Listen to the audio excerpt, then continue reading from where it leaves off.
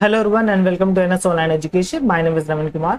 आज हम सेंट्रीफ्यूगेशन में कवर करेंगे डिफरेंट टेक्निक्स ऑफ सेंट्रीफ्यूगेशन। तो यहाँ पर टू टेक्निक्स हैं सेंट्रीफ्यूगेशन की जो कि हम यूज करते हैं टू सेपरेट पार्टिकल्स, जिसमें फर्स्ट टेक्निक है आपका डिफरेंशियल सेंट्रीफ्यूगेशन और सेकंड टेक्निक है डेंसिटी ग्रेडियंट। डेंसिटी ग्रेडियंट के अगेन टू टाइप्स हैं, first is isopycnic and second is rate zonal centrifugation. तो आज यही सब हम डिस्कस करेंगे, तो चलिए स्टार्ट करते हैं।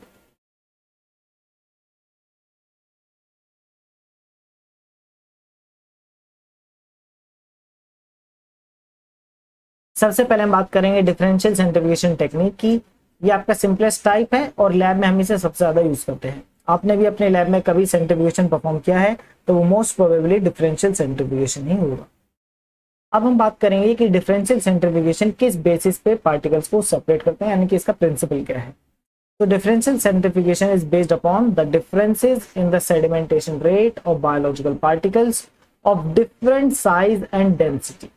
तो पार्ट 1 में हमने ड्राइव किया था फॉर्मूला फॉर सेडिमेंटेशन रेट, और फॉर्मूला था new C equals to density of particle minus density of liquid medium divided by 18 into viscosity into diameter of particle का square into omega square R. तो यही formula हमने देखा था sedimentation rate के लिए, और यहाँ पर आपका सेंट्रीफ्यूगेशन फील्ड को रिप्रेजेंट कर रहा है ओमेगा स्क्वायर आर। नाउ ये जो आपका सेडिमेंटेशन रेट है यहाँ पर हम देख सकते हैं डायरेक्टली प्रोपोर्शनल है टू डायमीटर ऑफ पार्टिकल का स्क्वायर, और डायमीटर ऑफ पार्टिकल किसको रिप्रेजेंट करता है, साइज को, यानी कि जिस पार्टिकल का साइज जितना ज्यादा होगा उसका सेडिमेंटेशन रेट उतना ही ज्यादा होगा। अगेन सेडिमेंटेशन रेट आपका इस पर भी डिपेंड करता है कि आपका डिफरेंस क्या है पार्टिकल की डेंसिटी का और लिक्विड की डेंसिटी का। तो जितना ज्यादा डेंसिटी होगी पार्टिकल की उतना ही ज्यादा डिफरेंस होगा, और जितना ज्यादा डिफरेंस होगा उतना ही ज्यादा सेडिमेंटेशन रेट भी होगा। दैट मींस अगर जिस पार्टिकल की डेंसिटी ज्यादा है उसका सेडिमेंटेशन रेट ज्यादा होगा। क्लियर। तो जो आपका सेडिमेंटेशन रेट का जो डिफरेंस है फॉर डिफरेंट पार्टिकल्स, उसके बेसिस पे यहाँ पर हम सेपरेशन अचीव कर रहे हैं। तो जो ज्यादा जिसका फास्ट है सेडिमेंटेशन रेट वो सबसे पहले सेटल डाउन हो जाएंगे, और जिनका सेडिमेंटेशन रेट स्लो है वो आपका लिक्विड मीडियम में ही रह जाएंगे। तो जैसे यहाँ पे इन्होंने मेंशन किया है, पार्टिकल ऑफ डिफरेंट डेंसिटी और size will sediment at different rate with the largest and the most dense particles sedimenting the fastest forms a pellet।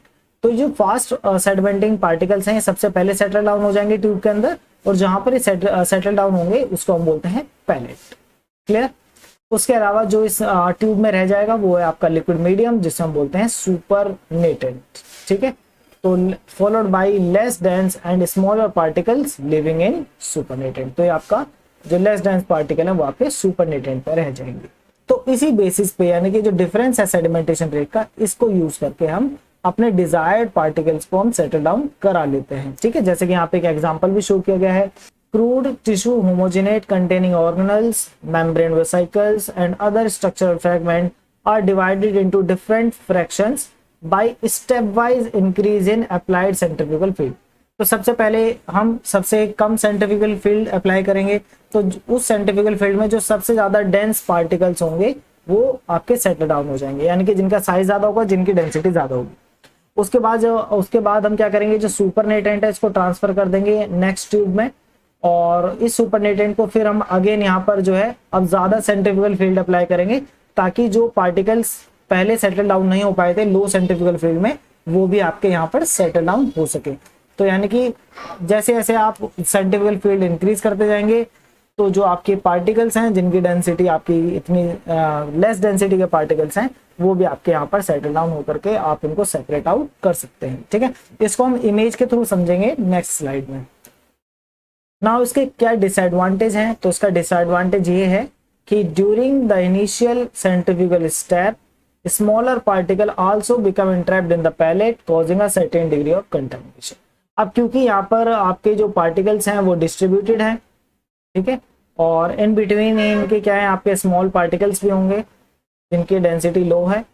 तो जब ये आपके हैवी पार्टिकल्स यहाँ पर सेटल डाउन होंगे तो ये अपने साथ कुछ स्मॉल पार्टिकल्स को भी यहाँ पर क्या है पैलेट में अपने साथ ले आएंगे। ठीक है। तो जिसकी वजह से क्या है कंटेमिनेशन कॉज हो जाएगा। तो ये एक प्रॉब्लम है यहाँ पर डिफरेंशियल सेंट्रीफ्यूगेशन के साथ। इसको हम कैसे एड्रेस कर सकते हैं, इसके लिए हम क्या है, इसको रीसस्पेंड करेंगे नई ट्यूब में, और उसके बाद ये जो सेंट्रीफ्यूगेशन है इसको हम रिपीट करेंगे। ठीक है, नाउ यहाँ से आपको ज्यादा अच्छे से समझ में आएगा डिफरेंशियल सेंट्रीफ्यूगेशन कैसे परफॉर्म करते हैं। तो यहाँ पर आप देख सकते हैं ये आपका सेल सस्पेंशन ऑफ टिश्यू, इसको हम सबसे पहले हम सेल को डिसरप्ट करेंगे। सेल डिसरप्ट के जो मेथड हैं अभी हमने डिस्कस नहीं किए हैं, उसकी वीडियो आपको जल्दी मिलेगी। और वहां भी यहाँ पर इन्होंने क्या है, सोनिकेटर का यूज किया है। ठीक है, सोनिकेटर प्रोब क्या करता है, ये आपका सोनिक वेव जनरेट करता है, और ये जो सोनिक वेव्स होती हैं ये मेम्ब्रेन को, ये जो सेल की जो मेम्ब्रेन है इसको ब्रेक कर देती है। ठीक है, जैसे ही सेल की मेम्ब्रेन ब्रेक होगी तो जो भी आपके सेल के कंपोनेंट्स हैं, मतलब ऑर्गेनल्स हैं, वो आपके मीडियम के अंदर आ जाएंगे, यानी कि इस लिक्विड के अंदर आ जाएंगे। जैसे कि आप देख सकते हैं यहाँ पे माइटोकॉन्ड्रिया है, राइबोसोम्स वगैरह हैं, तो सब कुछ क्या है आपका यहाँ पर लिक्विड के अंदर आ जाएगा, न्यूक्लियस वगैरह सब कुछ। क्लियर, तो यहाँ पर आपका ये सेल होमोजेनेट यहाँ पर आपका प्रिपेयर हो चुका है बाय यूजिंग सोनिकेटर। सबसे पहले हम इसको लो स्पीड पर रन करेंगे, जिसकी वजह से आपका लेस सेंट्रीफ्यूगल फील्ड यहाँ पे डेवलप होगी, ओमेगा स्क्वायर यहाँ पे आपका कम होगा, जिसकी वजह से आपका सेंट्रीफ्यूगल फोर्स जो है वो भी आपकी यहाँ पर कम डेवलप हो पाएगी। ठीक है, यानी कि इतनी ज्यादा नहीं होगी इसकी वैल्यू, तो जिसकी वजह से जो कंपोनेंट जिनकी डेंसिटी सबसे ज्यादा है, ठीक है, हाई है जिनकी डेंसिटी, और जिनका पार्टिकल का जो साइज है, डायमीटर है, वो ज्यादा है, ऐसे पार्टिकल यहाँ पर सबसे पहले आपके सेटल डाउन हो जाएंगे। तो क्या क्या होगा इसके अंदर, तो इसके अंदर होंगे आपकी होल सेल्स, यानी कि ऐसी सेल्स जो आपकी लाइस नहीं हो पाई थी, यानी कि जो सोनिकेशन से बच गई थी, तो वो उनका साइज सबसे ज्यादा है, उनकी डेंसिटी भी ज्यादा है, तो वो सबसे पहले आपके यहाँ पर सेटल डाउन हो जाएगी। इसके साथ साथ जो आपके न्यूक्लियाई हैं ये भी यहाँ पर आपके सेटल डाउन हो जाएंगे, जो सेल का न्यूक्लियस है उसका भी साइज ज्यादा है, और जो आपके साइटोस्केलेटन्स हैं वो भी यहाँ पर आपके सेटल डाउन हो जाएंगे। तो सबसे पहले आपके ये कंपोनेंट यहाँ पर सेटल डाउन होंगे। इसके बाद ये जो आपका सुपरनेटेंट है, यानी कि ये जो लिक्विड है, इसको हम ट्रांसफर करेंगे न्यू ट्यूब के अंदर, और इसके बाद हम क्या करेंगे, इसकी स्पीड को इंक्रीज कर देंगे। तो यहाँ पर आपका क्या है, मीडियम स्पीड पे अब हम इसको रन कर रहे हैं। मीडियम स्पीड पे इसको रन करने पे यहाँ पर क्या है, अब हम आपके जो माइटोकॉन्ड्रिया हैं वो यहाँ पर आपके सेटल डाउन हो जाएंगे। ठीक है, और बाकी कंपोनेंट्स अभी भी आपके लिक्विड मीडियम में रहेंगे। ऐसा इसलिए हो रहा है क्योंकि अभी तक हमने इतनी ज्यादा सेंट्रीफ्यूगल फोर्स डेवलप नहीं कराई है जो कि आपकी बाइंड फोर्स को काउंटर कर सके, इसलिए पार्टिकल्स अभी भी यहाँ पर सस्पेंडेड हैं, ये सेटल डाउन नहीं हो पाई। क्लियर, इनको सेटल डाउन करने के लिए हमें फर्दर आपके जो सेंट्रीफ्यूगल स्पीड है, सेंट्रीफ्यूज की जो स्पीड है उसको इंक्रीज करना पड़ेगा। तो अगेन हम सुपरनेटेंट को ट्रांसफर करेंगे न्यू ट्यूब के अंदर और स्पीड को इंक्रीज करेंगे। अब जो आपके सेटल डाउन होंगे कंपोनेंट्स, इसके अंदर है आपका microsome and small vesicles. Clear, अभी भी आपके कुछ कंपोनेंट इस सुपरनेटेंट में रह जाएंगे, उसके लिए आपको फर्दर इस स्पीड इंक्रीज करनी पड़ेगी, और इस और भी ज्यादा स्पीड इंक्रीज करने पे अब आपको राइबोसोम्स मिलेंगे। वायरस को भी आप यहाँ पर सेंट्रीफ्यूज कर पाएंगे, लार्ज मैक्रोमोलिक्यूल्स को भी यहाँ पर आप सेंट्रीफ्यूज कर पाएंगे। ठीक है, तो यहाँ पर क्या स्पीड है, तो यहाँ पे स्पीड तो मेंशन नहीं करी, बट इस इमेज में यहाँ पे स्पीड को मेंशन किया गया है। लेनिंजर के बुक से लिए मैंने इमेज। तो यहाँ पर ये आपका टिश्यू होमोजिनेट है, इसे हम पहले लो स्पीड सेंट्रीफ्यूगेशन यहाँ पे परफॉर्म करेंगे, यानी कि 1000 जी पर रन करेंगे 10 मिनट्स के लिए। ठीक है, तो अगर आप इस स्पीड पे और मतलब इतने जी फोर्स पे इसको रन करते हैं 10 मिनट्स के लिए, तो यहाँ पर आपका पैलेट हो जाएंगी whole cell, nuclei, cytoskeleton and plasma membrane. इसके बाद आप सुपरनेटेंट को ट्रांसफर कर देंगे और उसके बाद मीडियम स्पीड पे सेंट्रीफ्यूगेशन को रन करेंगे, यानी कि 20,000 जी पर रन करेंगे हम इसको 20 मिनट्स के लिए। ठीक है, तो पहले 1000 जी था, अब ये 20,000 जी है, तो काफी ज्यादा है ये आपका फोर्स यहाँ पे, सेंट्रीफ्यूगल फोर्स। तो इस फोर्स में आपका क्या है, आपका माइटोकॉन्ड्रिया यहाँ पे सेटल डाउन हो जाएगा, लाइसोसोम्स आपको मिल जाएंगे और पेरोक्सिसोम्स यहाँ पे सेटल डाउन हो जाएंगे। उसके बाद भी अगर आप अगेन सुपरनेटेंट को ट्रांसफर करेंगे और हाई स्पीड पे इसको रन करेंगे, और आपकी बार यहाँ पर स्पीड है 80,000 जी, और 80,000 जी पे हम इसको 1 आवर के लिए, आप देख सकते हैं यहाँ पे टाइम हमें काफी ज्यादा इंक्रीज करना पड़ रहा है क्योंकि पार्टिकल्स काफी स्मॉल हैं। ठीक है, तो इनका सेडिमेंटेशन रेट अभी भी इतना फास्ट नहीं है, तो इन्हें थोड़ा टाइम लगेगा सेटल डाउन होने के लिए, तो इसलिए हम यहाँ पे 1 आवर के लिए इसको रन करेंगे 80,000 जी में। ठीक है, और इसमें इस फोर्स पे आपका जो है माइक्रोसोम्स और फ्रेगमेंट ऑफ एंडोप्लाज्मिक रेटिकुलम और स्मॉल वेसिकल्स जो आपके सेटल डाउन हो जाएंगे। देन अगेन अब आपको यहाँ पे और भी ज्यादा हाई स्पीड, ये आपका अल्ट्रा सेंट्रीफ्यूज आ गया यहाँ पे आप देख सकते हैं 1,50,000 जी, ये आपका अल्ट्रा सेंट्रीफ्यूज है। ठीक है, वेरी हाई स्पीड, या फिर आप इसको अल्ट्रा सेंट्रीफ्यूज यहाँ पे इसको बोल सकते हैं। यहाँ पर हम इसको 3 आवर्स के लिए रन करेंगे। ठीक है, और 3 आवर्स पे इसको रन करने के बाद यहाँ पर आपको क्या है, आपके राइबोसोम्स आपके यहाँ पे सेटल डाउन हो जाएंगे, वायरस आपको यहाँ पे मिल जाएंगे और जो मैक्रोमोलिक्यूल्स हैं वो सब यहाँ पे आपके सेटल डाउन हो जाएंगे। इतनी हाई स्पीड पे रन करने के बाद भी ये जो आपका सुपरनेट्रेंट है इसमें आपके सॉल्युबल प्रोटीन्स रह जाएंगे। आई होप आपको अच्छे से समझ में आ गया होगा कि डिफरेंशियल सेंट्रीफ्यूगेशन हम कैसे परफॉर्म करते हैं। ठीक है, तो ये डिपेंड करेगा कि आपने किस स्पीड पे आपने उसको रन कराया है। तो उस स्पीड के लिए जिस पार्टिकल का सेडिमेंटेशन रेट फास्ट होगा वो सबसे पहले सेटल डाउन हो जाएंगे। ठीक है, और ये टाइम के ऊपर भी डिपेंड करता है कि आपने कितने टाइम के लिए रन किया है। तो ऐसे पार्टिकल जिनकी डेंसिटी बहुत कम है उनके लिए आप यहाँ पर देख सकते हैं कि सिर्फ साइंटिफिकल स्पीड इंक्रीज करने से बात नहीं बनेगी, आपको यहाँ पे ज्यादा टाइम के लिए भी रन करना पड़ता है। क्लियर? तो यही सारी चीजें आपको इन 2 पॉइंट्स में एक्सप्लेन की गई हैं, तो उनको एक बार पढ़ लीजिएगा। और एक और चीज, ये जो आपकी पैलेट यहाँ पे फॉर्म हो रही है, ये इसमें आपकी कुछ कंटेमिनेशन होगा, यानी कि कुछ लो डेंसिटी पार्टिकल भी इसके साथ यहाँ पर आ गए होंगे। तो उसको यहाँ से रिमूव करने के लिए आपको क्या है, इसको रीसस्पेंड करके अगेन इस सेंट्रीफ्यूगेशन को 2-3 टाइम्स परफॉर्म करना पड़ेगा। Next is density gradient centrifugation. इसमें सबसे पहले हमें ट्यूब के अंदर ग्रेडियंट फॉर्म करना होता है और उसके बाद ही हम सेंट्रीफ्यूज परफॉर्म करते हैं। इसकी जरूरत क्या है? To further separate biological particle of similar size but different density. तो जैसा भी हमने पीछे देखा, डिफरेंशियल सेंट्रीफ्यूगेशन में यहाँ पर जो आपकी पैलेट फॉर्म हो रही है, इस पैलेट के अंदर आपका माइटोकॉन्ड्रिया भी है, लाइसोसोम भी है एंड पेरोक्सिसोम भी है। तो अगर हमें इन कंपोनेंट को फर्दर सेपरेट करना चाहते हैं तो उसके लिए हमें डेंसिटी ग्रेडियंट सेंट्रीफ्यूगेशन परफॉर्म करना पड़ेगा। डिफरेंशियल सेंट्रीफ्यूगेशन इसके लिए कैपेबल नहीं है। तो ये जो आपका ग्रेडियंट यहाँ पे हम 2 तरीके से फॉर्म कर सकते हैं, या तो हम प्री फॉर्म ग्रेडियंट यहाँ पे यूज करेंगे या फिर हम यहाँ पर self establishing density gradient use करेंगे। सेल्फ इस्टेब्लिशिंग डेंसिटी ग्रेडियंट वो होते हैं जो ड्यूरिंग सेंट्रीफ्यूगेशन अपने आप फॉर्म हो जाते हैं। ठीक है, तो इसलिए इनको बोला गया है self establishing density gradient. Again density gradient के भी यहाँ पर 2 टाइप्स हैं। फर्स्ट है rate zonal centrifugation and second is isopycnic centrifugation. सबसे पहले हम आइसोपिकनिक सेंट्रीफ्यूगेशन को समझेंगे। आइसोपिकनिक सेंट्रीफ्यूगेशन में बाय एंड डेंसिटी के बेसिस पे पार्टिकल सेपरेट होते हैं। इसे हमने पार्ट 1 पार्ट 2 में डिस्कस भी किया था कि जब पार्टिकल आपका फ्लूइड के अंदर सिंक होता है तो इसके ऊपर एक अपोजिंग फोर्स फ्लूइड अप्लाई करता है। और ये जो अपोजिंग फोर्स है ये इसलिए वो डेवलप होती है क्योंकि ये जो फ्लूइड जिसको इसने डिस्प्लेस किया है वो अपनी पोजीशन पे वापस आना चाहता है। और इसलिए हमने देखा था कि जो बाइंड फोर्स है ये इक्वल होती है to the weight of the liquid displaced. ये होता है ना, weight of the liquid displaced. तो कितना लिक्विड उसने डिस्प्लेस किया है उसका क्या वेट है उसके इक्वल होती है आपकी बाइंड फोर्स। और इसका हमने आगे जो फॉर्मूला ड्राइव किया था उसमें हमने यहाँ पे ये भी देखा था कि अगर इस ऑब्जेक्ट की डेंसिटी, ठीक है, डेंसिटी ऑफ जो है इस बॉडी की या इस पार्टिकल की, अगर वो लिक्विड की डेंसिटी से ज्यादा है तो उस केस में सिंक करेगा।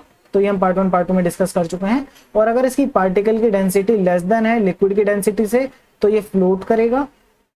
और अगर इसकी डेंसिटी पार्टिकल की इक्वल है डेंसिटी जो लिक्विड की है तो ये अपनी पोजीशन पर ही बना रहेगा, मतलब इसकी पोजीशन चेंज नहीं होगी, ना तो ये सिंक करेगा ना ये फ्लोट करेगा, ये वहां पर रेस्ट स्टेट में आ जाएगा। क्लियर? तो यहाँ पर हमने इसी प्रॉपर्टी का यूज किया है क्योंकि डाउनवर्ड डायरेक्शन में जाने पे आपका डेंसिटी ग्रेडियंट है, यानी कि आपका नीचे की तरफ जाने पे डेंसिटी आपका यहाँ पर इंक्रीज हो रही है। तो पार्टिकल आपका तब तक यहाँ पे सिंक करेगा, ठीक है, कब तक सिंक करेगा?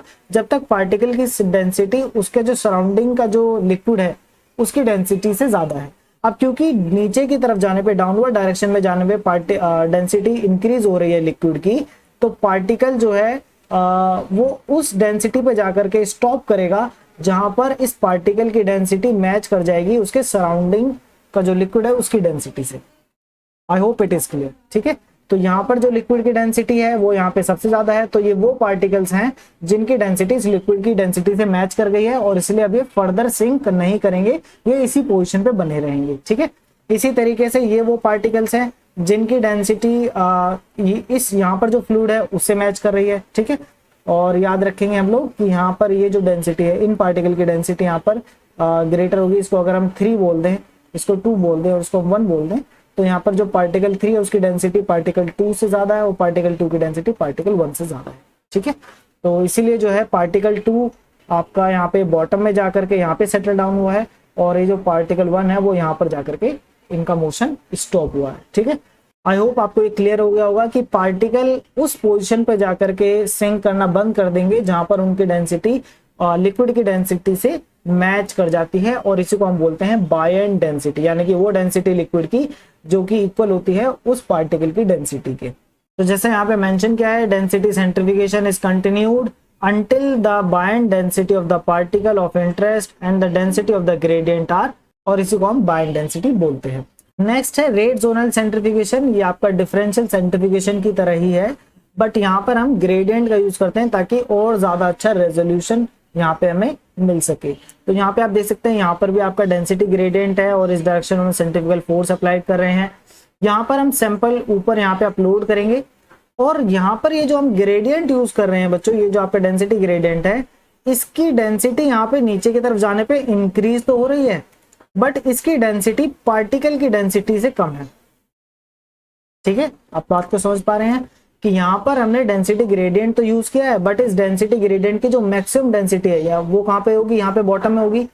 तो ये जो मैक्सिमम डेंसिटी है इस ग्रेडियंट की, वो पार्टिकल की डेंसिटी से कम है, यानी कि यहाँ पे पार्टिकल की डेंसिटी से कम डेंसिटी का ग्रेडियंट हमने यहाँ पे फॉर्म किया है। ठीक है, इसकी वजह से क्या होता है, इसकी वजह से आपके पार्टिकल्स, सारे पार्टिकल्स मूव करेंगे इस ग्रेडियंट के अंदर, और ये आपके यहाँ पे स्टॉप नहीं करेंगे, कोई भी पार्टिकल यहाँ पे स्टॉप नहीं करेगा, क्योंकि यहाँ पे आपका किसी का भी बायंट डेंसिटी यहाँ पे अचीव नहीं कर पाएगा कोई भी पार्टिकल। क्यों? क्योंकि यहाँ पर जो पार्टिकल की डेंसिटी से कम डेंसिटी का ग्रेडियंट यहाँ पे हमने फॉर्म किया है। क्लियर? तो यहाँ पे सेपरेशन किस बेसिस पे हो रहा है, तो यहाँ पे जो सेपरेशन है वो सेडिमेंटेशन रेट के बेसिस पर ही हो रहा है। ठीक है, यानी कि साइज के बेसिस पे हो रहा है, डेंसिटी के बेसिस पे नहीं हो रहा है। ठीक है, बट क्योंकि यहाँ पे लेयर्स फॉर्म कर लेते हैं तो यहाँ पे हमें रेजोल्यूशन ज्यादा अच्छा मिलता है। अब हम वन बाय वन इनको डिस्कस करेंगे। सबसे पहले हम डिस्कस करेंगे आइसोपिकनिक सेंट्रिफिकेशन। इसमें क्या क्राइटेरिया है? Criteria for successful isopycnic separation. ये इंपॉर्टेंट है, ये तीनों पॉइंट्स आपको पता होने चाहिए। ये तीनों पॉइंट्स आपको पता है तो आपको आइसोपिकनिक सेंट्रिफिकेशन पता है। ठीक है, तो यहाँ पे देखिए क्या बताया गया है, density of the sample particle must fall with in the limit of the gradient densities. क्योंकि आइसोपिकनिक सेंट्रिफिकेशन में आपका बायंट डेंसिटी के बेसिस पे आपका यहाँ पे सेपरेशन होता है, तो यहाँ पर जो ग्रेडियंट की जो डेंसिटी है वो पार्टिकल की डेंसिटी से ज्यादा होनी चाहिए। ठीक है, यानी कि जो मैक्सिमम डेंसिटी है ग्रेडियंट की वो पार्टिकल की डेंसिटी से ज्यादा होना चाहिए, तभी यहाँ पे आप रिजोल्यूशन आपको मिलेगा। ठीक है, और इस टाइप का जो ग्रेडियंट है उसको हम बोलते हैं isopycnic gradient. Clear? Next is any gradient length is acceptable. आप कितने भी लेंथ का ग्रेडियंट यहाँ पे यूज कर सकते हैं। और यहाँ पर जो रन टाइम है, the run time must be sufficient for the particle to band at their isopycnic point. यानी कि हमें यहाँ पे सफिशिएंट टाइम भी प्रोवाइड करना पड़ेगा ताकि पार्टिकल जो है अपनी ये जो इनकी जो ये बायंट डेंसिटीज हैं इसको अचीव कर सके और वहां पे अपना बैंड फॉर्म कर सके। क्लियर? बट यहाँ पर आप इसको अगर ज्यादा टाइम के लिए भी रन कर देंगे तो भी यहाँ पे कोई इश्यू नहीं है, क्योंकि एक बार इन्होंने पार्टिकल्स ने बायंट डेंसिटी को अचीव कर लिया उसके बाद ही उससे आगे मूव नहीं करते हैं। ठीक है, तो इसीलिए यहाँ पे मेंशन है that excessive run time have no adverse effect. Clear? तो इसका प्रिंसिपल क्या है, ये वैसे अभी हमने डिस्कस कर लिया है। In isopycnic separation also called buoyant और इक्विलिब्रियम सेपरेशन। ठीक है, ये नाम भी आपको पता होने चाहिए। Particle are separated solely on the basis of their density. ठीक है, तो ये हम अभी डिस्कस कर चुके हैं। In this type of separation, a particle of a particular density will sink during centrifugation until a position is reached where the density of the surrounding solution is exactly same the density of the particle. ठीक है, इसे हम इस particle की equilibrium position बोल सकते हैं। Clear? Once the quasi-equilibrium is reached, the length of the centrifugation does not have any influence on the migration of the particle. तो ये सब मैं आपको बता चुका हूँ। इसका बेस्ट एग्जाम्पल है सीजियम क्लोराइड ग्रेडियंट, जो कि हम यूज करते हैं न्यूक्लिक एसिड को सेपरेट करने के लिए। ठीक है, तो आपने ये फेमस एक्सपेरिमेंट अपनी टेक्स्ट बुक में पढ़ा होगा जिसमें हम फाइंड आउट करते हैं कि डीएनए का नेचर क्या है, क्या वो सेमी कंजर्वेटिव नेचर है या उसका कंजर्वेटिव नेचर है। ठीक है, तो इसमें हम क्या करते हैं, हम nitrogen N15 radio active isotope जो है आपका डीएनए में इनकॉर्पोरेट करा देते हैं और उसके बाद हम इसको रेप्लिकेट करने देते हैं। तो रेप्लिकेशन के बाद अगर इसका सेमी कंजर्वेटिव नेचर है तो इसका जो मतलब इसके पास 2 स्ट्रैंड होते हैं ना एक डीएनए में, तो ये स्ट्रैंड आपके सेपरेट हो जाएंगे और इन सेपरेट स्ट्रैंड पे आपका रेप्लिकेशन के थ्रू न्यू स्ट्रैंड फॉर्म हो जाएगा। ठीक है, अगर ये कंडीशन रहती है तो हम इसको बोलेंगे सेमी कंजर्वेटिव नेचर। तो पता कैसे चलेगा, तो यहाँ पे आप देख सकते हैं, यहाँ पे इन्होंने क्या किया है, बैक्टीरिया को ग्रो किया है N15 में, ऑल डीएनए इज हैवी। तो जब मतलब जितना भी नाइट्रोजन डीएनए में था, जब वो उसमें आपका नाइट्रोजन 15 इनकॉर्पोरेट हो गया, उसके बाद हमने उसको नॉर्मल मीडिया में ट्रांसफर कर देते हैं जिसमें आपका N14 है। ठीक है, और उसके बाद हम कंटिन्यू करेंगे ग्रोथ को फॉर सेवरल जनरेशन, और उसके बाद हम caesium chloride density gradient centrifugation यहाँ पे परफॉर्म करेंगे, जिसमें आपके जो डीएनए के बैंड्स हैं on the basis of their density जो है वो यहाँ पर आपके सेपरेट हो जाएंगे। ठीक है, तो आप देख सकते हैं यहाँ पर अगर दोनों ही बैंड में N15 है, ठीक है, यहाँ पे दो स्ट्रैंड होते हैं ना डीएनए के पास, अगर दोनों स्ट्रैंड में N15 और N15 है तो वो यहाँ पर आकर के अपना बैंड फॉर्म करेगा। और अगर आपका एक स्ट्रैंड में N15 और दूसरे स्ट्रैंड में N14 है तो ये हाइब्रिड स्ट्रैंड, हाइब्रिड डीएनए होगा, और ये अपना यहाँ पर मतलब इंटरमीडिएट पोजीशन पे जाकर के बैंड फॉर्म करेगा क्योंकि डेंसिटी ग्रेडियंट है ना यहाँ पे। और अगर आपके दोनों ही स्ट्रैंड में N14 है तो ये आपका यहाँ पर जाकर के बैंड फॉर्म करेगा, यानी कि इसकी डेंसिटी क्योंकि सबसे कम है तो ये आपका इन दोनों के ऊपर बैंड फॉर्म करेगा। क्लियर, तो ये बेस्ट एग्जांपल है आइसोपिक्निक सेंट्रीफ्यूगेशन को समझने के लिए। ठीक है, तो यहाँ पर आप देख सकते हैं बिफोर ट्रांसफर टू N14, तो जो हमने ट्रांसफर नहीं किया था तो उस टाइम पे यहाँ पे दोनों स्ट्रैंड में N15 था, तो इसलिए यहाँ पर आकर के बैंड फॉर्म कर रहा है। फर्स्ट सेल जनरेशन के बाद, यानी कि एक सेल डिवीजन होने के बाद आपका इसके अंदर एक तो N14 है और एक आपका N15 है। ठीक है, यानी कि यहाँ पे हाइब्रिड बैंड मिला है। हाइब्रिड बैंड मिलने का मतलब ये है कि यहाँ पर ये सेमी कंजर्वेटिव नेचर शो कर रहा है। क्लियर, उसके बाद सेकंड जनरेशन यहाँ पे आई है, सेकंड जनरेशन में अगेन N14, तो यहाँ पे हमें एक आपका हाइब्रिड मिलता है और एक आपका नॉर्मल मिलता है, नॉर्मल आइसोटोप वाला हमें यहाँ पे बैंड मिलता है। ऐसा इसलिए है क्योंकि जब ये दोनों स्ट्रैंड आपके सेपरेट होंगे तो एक स्ट्रैंड पे N14 होगा और एक स्ट्रैंड पे N15 होगा, तो N15 अगेन आपका हाइब्रिड बना लेगा, और ये जो N14 है इस पे जब नया स्ट्रैंड सिंथेसाइज होगा तो वो भी कैसा होगा, N14 वाला होगा, यानी कि नॉर्मल आइसोटोप वाला नाइट्रोजन यहाँ पे आपका यूज होगा, तो ये आपका नॉर्मल यहाँ पे आ जाए। क्लियर, इसको हम डिस्कस भी करेंगे रेप्लिकेशन। ठीक है, आई होप आपको ये समझ में आ गया होगा कि किस तरीके से आइसोपिक्निक सेंट्रीफ्यूगेशन हम परफॉर्म करते हैं, क्या इसका प्रिंसिपल है और किस बेसिस पे यहाँ पे सेपरेशन होता है। Next is rate zonal centrifugation. इसके भी कुछ क्राइटेरिया हैं, और अगर आप इन क्राइटेरिया को समझ जाते हैं तो आपको रेट जोनल भी समझ में आ जाएगा।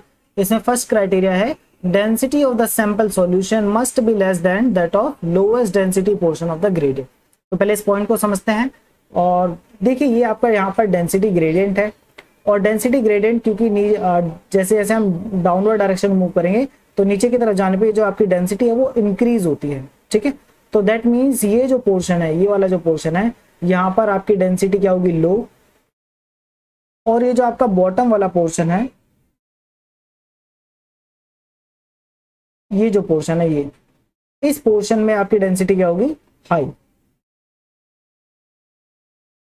क्लियर है, तो बॉटम में आपकी डेंसिटी हाई होगी और टॉप में आपकी डेंसिटी लो होगी, क्योंकि नीचे की तरफ जाने पे डेंसिटी इंक्रीज हो रही है ग्रेडियंट पे। क्लियर, तो यहाँ पर फर्स्ट पॉइंट में ये बोला गया है कि ये जो आपका सैंपल है, ये जो आपने यहाँ पे लोड किया है सैंपल, इसकी जो डेंसिटी है, ठीक है, तो मैं यहाँ पे लिख देता हूं density of sample solution must be less than the density of low density portion of the gradient. Low density portion क्या है ग्रेडियंट का, वो मैंने यहाँ पे मेंशन कर दिया है। ठीक है, ऐसा क्यों बोल रहे हैं, ऐसा इसलिए बोल रहे हैं सैंपल का जो लिक्विड है वो मूव नहीं करेगा डाउनवर्ड डायरेक्शन में, सिर्फ और सिर्फ जो पार्टिकल प्रेजेंट है हमारे सैंपल के अंदर वो ही आगे की तरफ मूव करेंगे, यानी कि वो ही डाउनवर्ड डायरेक्शन मूव करेंगे, लेकिन जो आपका लिक्विड है वो एंटर नहीं कर पाएगा। तो हम यहाँ पे एक तरीके से अलाउ नहीं कर रहे हैं लिक्विड को मूव करने के लिए, जो सैंपल सॉल्यूशन का जो लिक्विड है, सॉल्वेंट है, उसको हम अलाउ नहीं कर रहे हैं आगे मूव करने के लिए। क्लियर, सेकेंड पॉइंट है density of the particle must be greater than that of the highest density portion of the gradient. अब सेकंड पॉइंट इसका अपोजिट है, वो ये कह रहा है कि ये जो पार्टिकल प्रेजेंट है सैंपल के अंदर, ठीक है, डेंसिटी ऑफ द पार्टिकल ये आपकी ज्यादा होनी चाहिए to the highest density portion of the gradient. ठीक है, और ये हाईएस्ट डेंसिटी पोर्शन कहाँ है ग्रेडियंट का, यहाँ पर। क्लियर, यहाँ तो कोई डाउट, तो यहाँ पे पार्टिकल की डेंसिटी तो ज्यादा होनी चाहिए, अगर ये पार्टिकल की डेंसिटी ज्यादा नहीं होगी तो ये एंटर कैसे करेगा, ये मूव कैसे करेगा इस ग्रेडियंट के अंदर। ठीक है, तो इसकी डेंसिटी ज्यादा होनी चाहिए और सैंपल सॉल्यूशन की डेंसिटी कम होनी चाहिए, ताकि हम उसको अलाउ ना करें कि वो एंटर करे ग्रेडियंट के अंदर।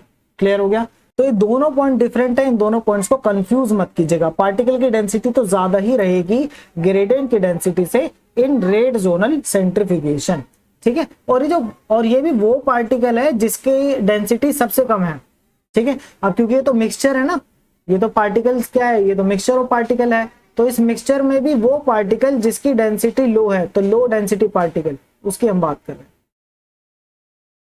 ठीक है, ताकि ये लो डेंसिटी पार्टिकल भी इस ग्रेडियंट के अंदर रन कर पाए। तो इसीलिए जो ग्रेडियंट की डेंसिटी है वो इस लो जो ये जो पार्टिकल प्रेजेंट है सैंपल के अंदर, उसमें भी जो लोएस्ट डेंसिटी वाला पार्टिकल है उससे भी कम होनी चाहिए। अगर आपको नहीं समझ में आया तो एक बार इस पोर्शन को दोबारा से प्ले कर लीजिए। Then next is the path length of the gradient must be sufficient for separation to occur। तो path length इतना sufficient होना चाहिए। path length क्या होता है, ये जो लेंथ है यहाँ पर ग्रेडियंट की जिसमें आपका पार्टिकल रन करेगा, इसको हम पाथ लेंथ बोलते हैं। तो ये सफिशिएंट होनी चाहिए ताकि हम हमारा जो डिजायर्ड सेपरेशन है उसको हम अचीव कर सके, ठीक है। और नेक्स्ट है टाइम इज इंपॉर्टेंट। तो आपने देखा था आइसोपिकनिक में टाइम इंपॉर्टेंट नहीं था, आप कितने भी टाइम के लिए उसको रन कर सकते थे, एक बार वो अपनी बाइंड डेंसिटी को अचीव कर लेगा पार्टिकल, यानी कि इक्विलिब्रियम पोजीशन में आ जाएगा, तो वो फर्दर मूव नहीं करता है। बट यहाँ पर ऐसा नहीं है। If you perform too long runs particle may all pellet at the bottom of the tube. अब क्योंकि यहाँ पर जो ग्रेडियंट की डेंसिटी है वो लेस देन है to the density of the low density particle, तो सारे ही पार्टिकल यहाँ पे पैलेट फॉर्म कर लेंगे अगर आपने इसको ज्यादा टाइम के लिए रन किया। तो आप सिर्फ उतने ही टाइम के लिए इसको रन करेंगे जिसमें हमारा डिजायर्ड सेपरेशन हमें मिल जाएगा, अदरवाइज ये सारे पार्टिकल्स यहाँ पर सेटल डाउन हो जाएंगे, ठीक है। तो यहाँ पे ग्रेडियंट क्या है, एक तरीके से और ज्यादा हिंड्रेंस प्रोवाइड कर रहा है डिफरेंशियल सेंट्रीफ्यूगेशन को, ठीक है।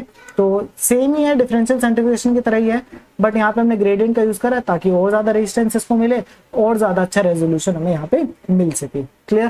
तो प्रिंसिपल वैसे हम पहले ही डिस्कस कर चुके हैं। Under centrifugal force particle move at different rate depending on their mass. तो जिसका मास ज्यादा होगा वो आपका सबसे यहाँ पे फास्ट मूव करेगा, वो जल्दी सेटल डाउन होगा, ठीक है। डेंसिटी का यहाँ पे इतना रोल नहीं है। The speed at which particle sediment depend primarily on their size and mass instead of their density. तो डेंसिटी पे कम डिपेंड करते हैं, उनके मास पे ज्यादा डिपेंड करते हैं। बट डिफरेंशियल सेंट्रीफ्यूगेशन में क्या था, वहां पर साइज और डेंसिटी दोनों के ऊपर डिपेंड करता था, और रेड जोनल में यहाँ पे डेंसिटी पे डिपेंड नहीं करता है, सिर्फ साइज और मास पे डिपेंड करता है।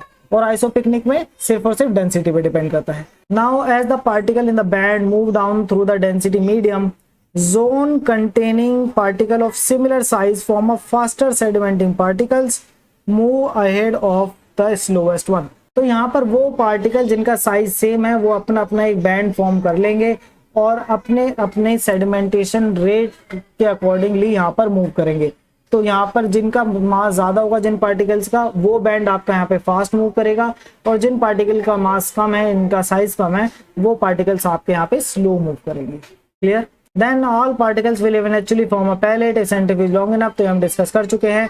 In rate zonal centrifugation the problem of cross contamination। तो क्रॉस कंटेमिनेशन की जो प्रॉब्लम हमने डिफरेंशियल सेंट्रीफ्यूगेशन में देखी थी कि हैवी पार्टिकल्स अपने साथ कुछ लो पार्टिकल्स को भी पैलेट में ले आते हैं, ठीक है।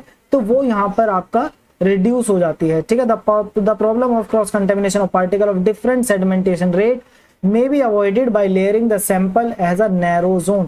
तो अगर आप यहाँ पर एक नैरो बैंड यहाँ पे अप्लाई करते हैं तो जो क्रॉस कंटेमिनेशन की प्रॉब्लम है वो यहाँ पर आपकी रिड्यूस हो जाएगी, क्योंकि नैरो बैंड अप्लाई करेंगे तो यहाँ पे ज्यादा पार्टिकल एक दूसरे को हिंडर नहीं करेंगे और वो इजीली मूव कर पाएंगे अपने अपनी वेलोसिटी के अकॉर्डिंग। बट अगर यहाँ पे हम ज्यादा सैंपल लोड कर देंगे तो ये जो हैवी साइज वाले पार्टिकल्स है ये ज्यादा होंगे और ये अपने साथ अगेन जो है स्मॉल पार्टिकल्स को पैलेट में ले जाएंगे, ठीक है। तो हम इसे यहाँ पे कैसे अवॉइड कर सकते हैं, अगर हम यहाँ पे नैरो बैंड अप्लाई करें सैंपल का, यानी कि हम यहाँ पे कम अमाउंट में सैंपल को रन करें, तो ये क्रॉस कंटेमिनेशन की जो प्रॉब्लम है इसको हम यहाँ पे रिड्यूस कर देंगे। In this way the faster sedimenting particles are not contained by the slower particle as occur in the differential centrifugation। However the narrow load zone limit the volume of sample। तो इसी वजह से हम यहाँ पर क्या है ज्यादा सैंपल अब यहाँ पे लोड नहीं कर पाएंगे, तो ये आप इसे इसका ड्रॉबैक भी कह सकते हैं। क्लियर। यहाँ पर आप इमेज की हेल्प से और भी अच्छे से समझ सकते हैं कि आखिर ये आइसोपिकनिक सेंट्रीफ्यूगेशन और रेड जोनल सेंट्रीफ्यूगेशन में क्या डिफरेंस है और ये किस तरीके से वर्क करते हैं। बिकॉज इमेज स्पीक्स 1000 वर्ड, ये तो आपने सुना ही होगा। तो यहाँ पे देखिए कि ये आपका ग्रेडियंट है और यहाँ पे हमने सैंपल लोड कर दिया। जैसे हम सेंट्रीफ्यूज रन करेंगे तो अगर आप कम टाइम के लिए रन करेंगे तो यहाँ पे क्या है, इनसफिशिएंट सेंट्रीफ्यूगेशन, यानी कि यहाँ पर अभी सेपरेशन जो है इतना अच्छा नहीं हो पाया है क्योंकि आपने कम टाइम के लिए यहाँ पे सेंट्रीफ्यूज को रन किया है। ठीक है, तो अगर आप सेंट्रीफ्यूज टाइम इंक्रीज करते हैं तो उसके बाद आप यहाँ पे देख सकते हैं कि पार्टिकल्स अपने बायन डेंसिटी के अकॉर्डिंग बैंड फॉर्म कर लेंगे, जहां पर भी उनकी डेंसिटी मैच करेगी लिक्विड की डेंसिटी से, तो अपनी इक्विलिब्रियम पोजीशन पे जाकर के बैंड यहाँ पे बना लेंगे। ठीक है, तो यहाँ पे आपका प्रॉपर सेंट्रीफ्यूगेशन हमने यहाँ पे किया है, यानी कि यहाँ पे हमें प्रॉपर सेपरेशन मिल रहा है। क्लियर। देन अगर आप और भी ज्यादा टाइम इंक्रीज करते हैं सेंट्रीफ्यूज का तो उससे कोई भी इफेक्ट यहाँ पे नहीं पड़ेगा। एक्सेसिव सेंट्रीफ्यूगेशन करने पर भी यहाँ पे रेजोल्यूशन में कोई इफेक्ट नहीं आएगा क्योंकि पार्टिकल्स एक बार अपनी बायन डेंसिटी को अचीव कर लिया, उन्होंने इक्विलिब्रियम पोजीशन पे आ गए, उसके बाद ही हम फर्दर मूव नहीं करते हैं। ठीक है, देन रेट जोनल सेंट्रीफ्यूगेशन में अगेन यहाँ पे हमने सैंपल अप्लाई किया है, ये आपका आप देख सकते हैं डेंसिटी ग्रेडियंट है, तो आप यहाँ पे देख सकते हैं जितना डार्क कलर हो रहा है यानी कि उस रीजन का डेंसिटी उतना ही ज्यादा है। तो यहाँ पे हमने अगेन सेंट्रीफ्यूज को रन किया, अगेन ये आपका इनसफिशिएंट सेंट्रीफ्यूगेशन, इनसफिशिएंट सेंट्रीफ्यूगेशन यानी कि पार्टिकल अभी उतना अच्छे से सेपरेट नहीं हो पाए हैं। और ज्यादा टाइम के लिए आप रन करेंगे सेंट्रीफ्यूज को तो अब आप देख सकते हैं अब यहाँ पे एक क्लियर बैंड यहाँ पे पार्टिकल्स ने अपना फॉर्म कर लिया है। और अगर आप इससे भी ज्यादा टाइम के लिए अगर सेंट्रीफ्यूज को रन करेंगे तो क्योंकि यहाँ पर ये जो ग्रेडियंट है इसकी डेंसिटी ये जो पार्टिकल है, जो लोएस्ट डेंसिटी पार्टिकल है उससे भी कम है, तो ये सारे पार्टिकल यहाँ पर पैलेट फॉर्म कर लेंगे अगर आप यहाँ पे ज्यादा टाइम के लिए इसको रन करेंगे। तो रेट जोनल सेंट्रीफ्यूगेशन में हमें टाइम को मॉनिटर करना पड़ेगा, अदरवाइज जो आपका ये सैंपल है ये पूरा का पूरा यहाँ पर पैलेट फॉर्म कर लेगा। क्लियर। और आप यहाँ पे ये भी देख सकते हैं क्योंकि सैंपल सॉल्यूशन की डेंसिटी लेस देन है आपके ये जो डेंसिटी है आपकी लोएस्ट डेंसिटी है ग्रेडियंट की उससे, इसलिए ये आपका जो सैंपल सॉल्यूशन है ये आपका टॉप पर ही है सेंट्रीफ्यूगेशन रन होने के बाद भी। क्लियर। तो ये मैंने आपको बताया था, अभी डिस्कस किया था ये पॉइंट मैंने आपके साथ। अब हम डिस्कस करेंगे कि ये जो आपका डेंसिटी ग्रेडियंट है ये क्या फंक्शन परफॉर्म करता है, इसकी क्या प्रॉपर्टीज होनी चाहिए और ये इसके कितने टाइप्स हैं। ठीक है, तो डेंसिटी ग्रेडियंट का क्या फंक्शन है परफॉर्म करता है तो ये तो हम पढ़ ही चुके हैं। It help us to separate particles either on the basis of their buoyancy density और देयर सेडिमेंटेशन रेट। और रेट जोनल में इसका क्या फंक्शन है और आइसोपिक्टिक में क्या है ये सब अभी हम डिस्कस कर चुके हैं। तो हम यहाँ पे अब बात करेंगे कि आइडियल डेंसिटी ग्रेडियंट मीडियम की क्या प्रॉपर्टीज होनी चाहिए, बस आपको एक बार इन सबको पढ़ लेना है। तो यहाँ पर फर्स्ट प्रॉपर्टी है sufficient solubility to produce range of density required. देखिए आप लोगों को पता है कि अगर आप एक ग्लास के अंदर जिसमें वाटर है अगर आप उसमें शुगर ऐड करते चले जाएं तो एक टाइम के बाद यहाँ पे क्या है सैचुरेशन आ जाएगा। ठीक है, यानी कि आपकी जो सोलिबिलिटी है शुगर की, जो वाटर में मैक्सिमम सोलिबिलिटी हो सकती है शुगर की, उसको आप एक्सीड कर जाएंगे और उसको एक्सीड करने के बाद ये जो शुगर है यहाँ पे क्या करने लगेगी, क्रिस्टल्स फॉर्म करने लगेगी।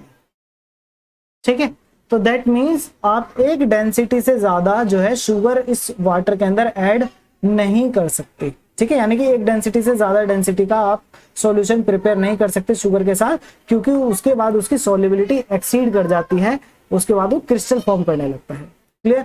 तो इसलिए यहाँ पे बोला गया है कि आपको ऐसा मीडियम यूज करना है जो सफिशिएंट, जिसकी सॉल्युबिलिटी सफिशिएंट हो, यानी कि जिस रेंज की डेंसिटी आपको रिक्वायर्ड है उस रेंज की डेंसिटी में वो सैचुरेट ना हो सॉल्यूशन। ठीक है, द नेक्स्ट है does not form solution of high viscosity. अगर हाई विस्कोसिटी सॉल्यूशन वो फॉर्म करेगा तो विस्कस ड्रैग फोर्स यहाँ पे इंक्रीज हो जाएगी, क्योंकि हमने जो इसका फॉर्मूला पढ़ा है that is UC equals to density of the particle minus density of the liquid divided by 18u into diameter of the particle का square into omega square r। तो आप यहाँ पे देख सकते हैं यहाँ पे डिवाइड में विस्कोसिटी है, अगर विस्कोसिटी इंक्रीज होगी तो ये आपका सेडिमेंटेशन रेट को डिक्रीज कर देगी, यानी कि इसका भी इन्फ्लुएंस यहाँ पर आ जाएगा। ठीक है, तो हम नहीं चाहते विस्कोसिटी का कोई इफेक्ट हो, तो हमें ऐसा सॉल्यूशन देखना है जो हाई विस्कोसिटी सॉल्यूशन ना बनाए। Clear. Medium is not hyper osmotic और हाइपोस्मोटिक। तो ये आपका इंपॉर्टेंट हो जाता है जब आप सेल्स को सेंट्रीफ्यूज कर रहे हैं। तो आपको पता है सेल्स जो है इसके अंदर आपका वाटर वगैरह है, तो अगर आप इसको एक ऐसे सॉल्यूशन में रखते हैं जहां पर आपके साल्ट की कंसंट्रेशन ज्यादा है, ठीक है, हाई साल्ट कंसंट्रेशन है, तो हाई साल्ट कंसंट्रेशन में क्या होगा, ये जो सेल्स के अंदर जो आपका वाटर है वो आपका इस मेम्ब्रेन को क्रॉस करके ये आपका लिक्विड के अंदर आ जाएगा। ठीक है, तो दैट मीन्स ये जो सेल है यहाँ पे क्या हो जाएगी, श्रिंक हो जाएगी। ठीक है, तो इस टाइप का जो सॉल्यूशन है उसको हम बोलते हैं hyper osmotic solution. Clear. Next, अगर आप इस सेल को ऐसे सॉल्यूशन में रख देते हैं जहां पर साल्ट की कंसंट्रेशन काफी कम है, ठीक है, एज कंपेयर टू सेल, तो यहाँ पर जो वाटर है वो आपका सेल के अंदर मूव करना स्टार्ट कर देगा, ठीक है, फ्रॉम सराउंडिंग।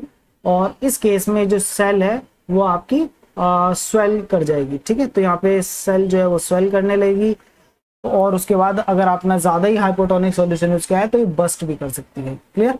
इसीलिए जब हम सेल के लिए सॉल्यूशन प्रिपेयर करते हैं तो वहां पर हम आइसोटोनिक सॉल्यूशन प्रिपेयर करते हैं। आइसोटोनिक सॉल्यूशन वो होते हैं जिनकी साल्ट वगैरह की जो कंसंट्रेशन है वो सेल की साल्ट कंसंट्रेशन के इक्वल होती है, तो ना ही सेल श्रिंक करेंगे ना ही सेल स्वेल करती है उस सॉल्यूशन के अंदर। तो इस टाइप का जो सॉल्यूशन है उसको हम आइसोटोनिक सॉल्यूशन बोलते हैं। Clear. Solution of gradient should be adjustable to the pH and ionic strength that are compatible with the particle being separated. Same चीज है। Does not affect the biological activity of the sample, तो जो भी biological activity है sample की उसको disturb ना करे। Non toxic होना चाहिए and not metabolized by cells। अगर मान लीजिए सेल उसको मेटाबोलाइज कर सकते हैं तो उसको कंज्यूम कर लेंगी, तो ऐसा भी नहीं होना चाहिए। Easily removed from the purified product, तो उसको हम easily remove भी कर पाए। ऑटोक्लेवेबल हो, तो ऑटोक्लेवेबल है तो उससे क्या है कि आपका हम एसेप्टिक कंडीशन वहां पे डेवलप करा सकते हैं। और अगर हम सेल्स वगैरह के लिए यूज करेंगे देन रीजनेबल कॉस्ट ज्यादा नहीं होनी चाहिए। तो ये कुछ पॉइंट्स हैं for ideal density graded medium. Clear. Next is the effect of osmolality on biological particle. तो ये चीज मैंने भी आप लोगों को डिस्क्राइब की। The osmolality of most mammalian fluid is 290 से 300 मिलियोस्मोल। तो इसलिए जो भी हम आपके साल्ट सॉल्यूशन प्रिपेयर करते हैं या फिर जो हम मीडिया प्रिपेयर करते हैं उन सब की ऑस्मोलिटी भी इसी के इक्वल होती है, ठीक है। तो यहाँ पर अगर आप साल्ट सॉल्यूशन प्रिपेयर करते हैं 0.85 से 0.9% NaCl, तो उसकी जो ऑस्मोलिटी है वो इसके इक्वल होती है, ठीक है। तो हाई ऑस्मोलिटी सॉल्यूशन यूज करने से क्या होता है, high osmolality solution not only remove water from the interior of the membrane bound particles जैसे कि सेल और vesicles, they also remove water bound to macromolecules like DNA। तो DNA से जो बाउंड वाटर मॉलिक्यूल्स हैं उनको भी ये यहाँ पर रिमूव कर देता है अगर आप हाई ऑस्मोलिटी सॉल्यूशन यूज करते हैं, ठीक है। तो इससे होगा क्या, तो ये जो आपका लॉस ऑफ वाटर है सेल से और ये जो मॉलिक्यूल्स हैं इससे इनका साइज रिड्यूस हो जाता है और इससे इनकी डेंसिटी इंक्रीज हो जाती है। तो यहाँ पे इनका सेडिमेंटेशन रेट जो है इससे अफेक्ट होगा, यानी कि वो आपका हाई हो जाएगा, ठीक है। और इनकी जो बाइंड डेंसिटी है वो भी यहाँ पे चेंज हो जाएगी। वैसे तो ये जो आपके ऑस्मोटिक इफेक्ट हैं सेल्स और मैक्रोमोलिक्यूल्स के ऊपर ये आपके रिवर्सिबल हैं, बट ये आपके पॉसिबल सोर्स ऑफ एरर यहाँ पर हो सकते हैं। तो इनको अवॉइड करने के लिए हम ऐसा ही सॉल्यूशन यूज करेंगे जिसकी ऑस्मोलैरिटी इक्वल हो जो भी आपका बायोलॉजिकल मॉलिक्यूल वहां पर है। Clear. So over the years, a variety of different compounds have been developed as density gradient medium in order to enhance their separation and to overcome osmolality and viscosity problem। तो यहाँ पे आप देख सकते हैं ये polyhydric alcohol, polysaccharide, inorganic salt, iodinated compound and colloidal silica. यहाँ पर आपको शो किए गए हैं different types of density graded medium और उनके प्रिंसिपल यूजेस। वैसे तो कोई भी ऐसा सिंगल कंपाउंड नहीं है जो आपके सारे क्राइटेरिया है आइडियल डेंसिटी ग्रेडियंट के उसको फुलफिल करते हो, बट जो हमारी एप्लीकेशन है उसके अकॉर्डिंगली हम डेंसिटी ग्रेडेड मीडिया यूज करते हैं। So depending on particular biological application great variety of graded materials are available, जिसमें आपका जैसे कि सीजियम क्लोराइड जिसका एग्जांपल भी हमने देखा था, इसे हम यूज करते हैं फॉर बेंडिंग डीएनए और आइसोलेशन ऑफ प्लाज्मिड। प्लाज्मिड भी आपका डीएनए का फॉर्म है, nucleoprotein, viruses. Then sodium bromide and sodium iodide, इसको for fractionation of lipoproteins, banding of DNA और आरएनए मॉलिक्यूल्स। और बाकी भी यहाँ पे शो किए हैं जैसे सुक्रोज यूज किया जाता है, sucrose organelles, membrane vesicles, viruses, protein, ribosome, polysomes. Glycerol use किया जाता है मैमेलियन सेल्स के लिए एंड प्रोटीन्स के लिए। सोर्बिटॉल यूज किया जा रहा है नॉन मैमेलियन सबसेल्यूलर पार्टिकल्स। और इसके अलावा आपका ये फिकॉल, पॉलीसुक्रोज and dextran, mammalian cell sometimes. तो ये सारी चीज आप देख सकते हैं यहाँ पे caesium chloride, CH2SO4, caesium sulphate और ये आपका पोटेशियम ब्रोमाइड, ठीक है। पोटेशियम ब्रोमाइड यूज किया जा रहा है प्लाज्मा लाइपोप्रोटीन्स के लिए, ठीक है। जैसे यहाँ पे आपका सोडियम ब्रोमाइड है इसी तरीके से पोटेशियम ब्रोमाइड भी for fractionation of lipoprotein use किया जाता है। देन यहाँ पे आपको शो किया गया है कि आप किस तरीके से डेंसिटी ग्रेडियंट फॉर्म करेंगे। तो इसके दो मेथड है, एक होता है आपका स्टेप ग्रेडियंट और एक होता है आपका continuous gradient system. Step gradient आपको यहाँ पे शो किया गया है, ये आपका इजी है प्रिपेयर करना, आप इसको मैनुअली प्रिपेयर कर सकते हैं। तो यहाँ पे आप देख सकते हैं सबसे पहले इन्होंने ऐड किया है 10% sucrose gradient eight the bottom, यानी कि इसके अंदर 10% सुक्रोज है, तो 10% है तो इसकी डेंसिटी सबसे कम होगी। तो सबसे पहले हम सबसे कम डेंसिटी का ऐड करते हैं सॉल्यूशन, उसके बाद हम हाई डेंसिटी यानी कि 20% सुक्रोज ग्रेडियंट, तो अब हम यहाँ पे 20% सुक्रोज को ऐड करेंगे। तो जैसे हम 20% सुक्रोज ऐड करेंगे तो इसको हम इन सबको हम बॉटम में ऐड करते हैं, ठीक है, क्योंकि इनकी डेंसिटी ज़्यादा होती है।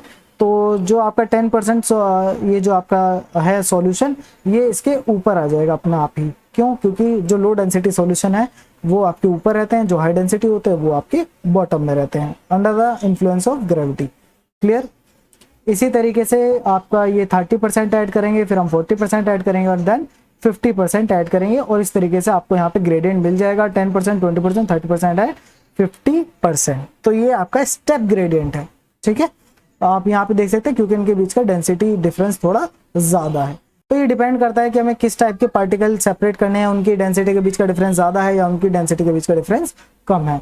नेक्स्ट है आपका कंटिन्यूअस ग्रेडियंट सिस्टम, उसके लिए आपको इस टाइप का इंस्ट्रूमेंट यहाँ पे यूज करना पड़ेगा। तो यहाँ पर आप देख सकते हैं हमने यहाँ पे दो टाइप के सॉल्यूशन यूज कर रहे हैं, एक आपका सुक्रोज 65%, एक आपका सुक्रोज 10%, और यहाँ पे आपकी वॉल लगी हुई है और ये आपका मैग्नेटिक प्लेट स्टीरर है जो यहाँ पे मिक्सिंग करता रहेगा, ठीक है। तो ये आप देख सकते हैं मैग्नेटिक स्टीरर बार है।